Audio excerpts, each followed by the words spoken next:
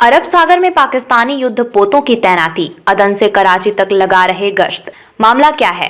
अरब सागर में पाकिस्तानी युद्धपोतों की तैनाती, अदन से कराची तक लगा रहे गश्त। मामला क्या है?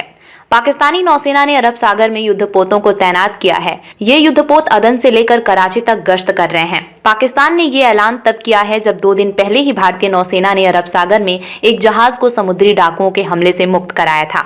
भारत का देखा देखी पाकिस्तान ने भी अरब सागर में अपने युद्धपोत को तैनात कर दिया है। पाकिस्तानी नौसेना के एक प्रवक्ता ने रविवार को कहा कि समुद्री सुरक्षा की हालिया घटनाओं के बाद पाकिस्तानी नौसेना ने अरब सागर में अपने युद्धपोत तैनात किए हैं। प्रवक्ता ने कहा कि पाकिस्तान के व्यापार मार्गों की सुरक्षा सुनिश्चित करने के लिए पाकिस्तानी नौसेना के जहाज लगातार अरब सागर में गश्त कर रहे हैं। पाकिस्तान का ये बयान तब आया है जब 2 दिन पहले ही भारतीय नौसेना ने अरब सागर में एक जहाज तो दूसरी समुद्री डाकुओं के चंगुल से बचाया था। इस जहाज पर कई भारतीयों समेत चालक दल के 21 सदस्य सवार थे।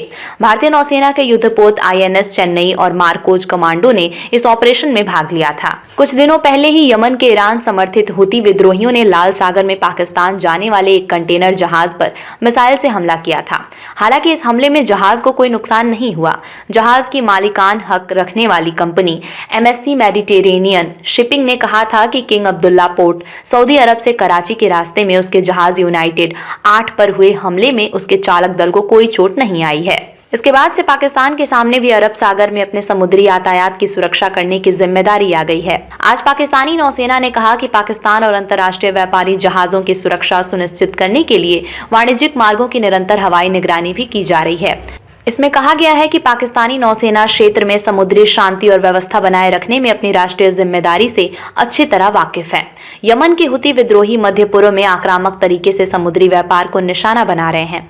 उन्होंने पिछले 1 महीने में कई जहाजों पर ड्रोन और मिसाइल हमले किए हैं। उनका कहना है कि इजराइल जब तक गाजा पट्टी पर हमले नहीं रोकता है और राहत सामग्री को भेजने की अनुमति नहीं देता है, उसके हमले तब तक जारी रहेंगे।